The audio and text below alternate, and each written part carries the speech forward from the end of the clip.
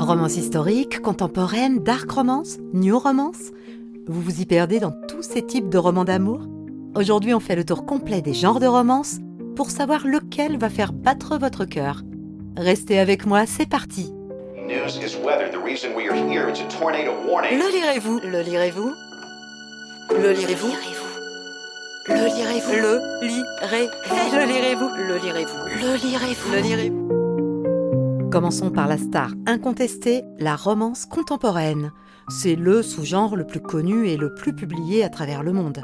En France, même si on n'a pas les chiffres aussi précis qu'aux États-Unis, on sait quand même que c'est le genre qui cartonne le plus dans nos librairies.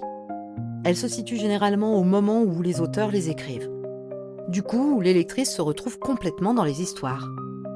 Dans cette grande famille, on a des sous-catégories fascinantes, le Friends to Lovers, quand deux amis tombent amoureux, ou à l'inverse, l'Enemies to Lovers, quand les ennemis deviennent amants.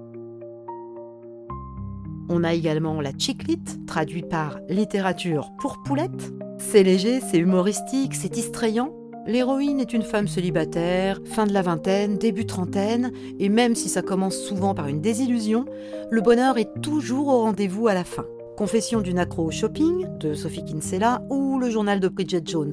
Ça vous parle forcément. On a les romances historiques, qui se déroulent avant la Seconde Guerre mondiale, avec des héroïnes qui n'ont pas froid aux yeux. On a également la new romance et la new adulte. On monte d'un cran avec la new romance. C'est plutôt jeune, 18-30 en moyenne, c'est sexy, c'est assumé. Dans les plus connus, Colleen Hoover, Tamara Weber, ça parle de première expérience de la vie adulte, de perte de désillusion, de sexualité, et ils ont souvent commencé sur des plateformes communautaires. En France, on va préférer le terme de new romance. Attention, ce terme a été popularisé et d'ailleurs déposé par la maison d'édition Hugo et compagnie avec la publication d'After d'Anna Todd. Des autrices comme Morgane Moncomble ou Emma Green ont vraiment aidé à asseoir cette appellation. On a aussi la dark romance, attention, pour public averti.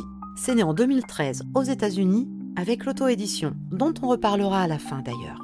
Beaucoup considèrent qu'il ne devrait pas utiliser le terme romance, car plusieurs romans sont dénués d'une fin heureuse, qui est un élément pourtant fondamental du genre. Et la normalisation de certaines violences aussi qui pose question, mais j'ai envie de dire, tout dépend de la façon dont c'est amené. On a la romance paranormale également, appelée aussi beat lit, traduit par littérature mordante, en référence à la morsure des créatures. Le genre a vraiment explosé depuis les années 2000 à peu près. Ça s'est exporté assez rapidement chez nous avec des autrices françaises très connues comme Roxane Dambre ou Cassandra O'Donnell. Des vampires, des loups-garous, des voyages dans le temps. Un roman à succès dans ce genre peut se vendre à plusieurs centaines de milliers d'exemplaires dans le monde. Et en France, des autrices comme celle que je viens de citer prouvent que nos lectrices adorent ça également. Une distinction importante aussi entre la romance fantastique, où le surnaturel fait irruption dans notre monde, et la romantaisie, où on est d'emblée dans un univers magique. Il y a la romance érotique, à ne pas confondre avec de la pornographie. C'est un mélange de romance et de romans érotiques qui a été rendu célèbre par la trilogie 50 nuances de Grey. Le contenu est sexuellement plus explicite, le langage est plus cru, mais l'amour reste au cœur des préoccupations quand même. Il y a aussi plein d'autres genres comme la romance futuriste, la romance spirituelle, la romance à suspense et plein d'autres encore. Au final, avec tous ces sous-genres, il y a forcément une romance qui peut vous séduire. Et surtout, n'ayez pas d'idées préconçues. Parce que la romance d'aujourd'hui, ce ne sont plus les romans à l'eau de rose de nos grands-parents. Ce sont des livres qui abordent des sujets profonds et actuels. Le deuil, la maladie mentale, les troubles alimentaires, le viol et sa reconstruction, l'addiction, la dépression, les traumatismes de l'enfance, les questions d'identité de genre, le handicap. Il y a des autrices comme Colleen Hoover qui n'hésitent pas à parler de violences domestiques, d'autres qui abordent l'anxiété, les attaques de panique.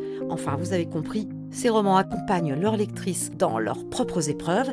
Ils offrent une représentation de la vraie vie et de l'espoir surtout. Alors oui, il y a toujours une histoire d'amour au cœur, mais elle sert souvent de fil conducteur pour explorer donc des thématiques bien plus larges et essentielles. Et il y a aussi une vraie particularité dans ce genre de la romance, c'est que les lectrices vont beaucoup vers les petites maisons d'édition ou les auteurs auto-édités.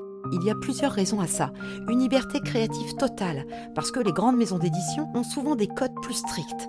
Les petites maisons d'édition, ou l'auto-édition pour le coup, permettent d'explorer des thèmes plus audacieux justement, des tropes moins conventionnels, ou des sujets que les grands éditeurs jugent trop risqués.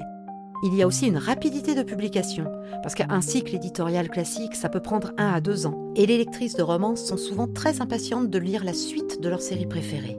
Il y a aussi des interactions directes entre auteurs et lecteurs. Sur les réseaux sociaux, sur Wattpad, il y a une vraie proximité. Et les autrices écoutent leur communauté, elles adaptent leurs histoires, elles créent du lien. Et c'est moins possible avec une grosse machine éditoriale. Ce sont des niches vraiment très spécialisées, comme la romance paranormale dont je vous ai parlé tout à l'heure, avec des créatures spécifiques, des tropes ultra précis. Et les petites maisons peuvent se permettre de cibler des micro-audiences, alors que les gros groupes vont plus les négliger. Les tarifs sont aussi plus accessibles, surtout en numérique, et il y a moins de snobisme littéraire. Les petites structures, elles assurent pleinement le genre, sans complexe. C'est tout un écosystème qui fonctionne très bien pour ce public très spécifique. Et voilà, ma chronique est terminée pour aujourd'hui. Oui, je sais, je vous avais dit que ma prochaine chronique traiterait des tropes, mais je me suis dit après coup que vous parlez d'abord des genres de romance, c'était plus judicieux. Mais ne vous inquiétez pas, ma chronique sur les tropes est déjà écrite, elle arrive très très vite. Et en attendant, continuez à partager, liker, parler de ce podcast autour de vous. C'est grâce à vous que ce podcast continue d'exister. Moi je vous dis à très bientôt et prenez soin de vous. Ciao!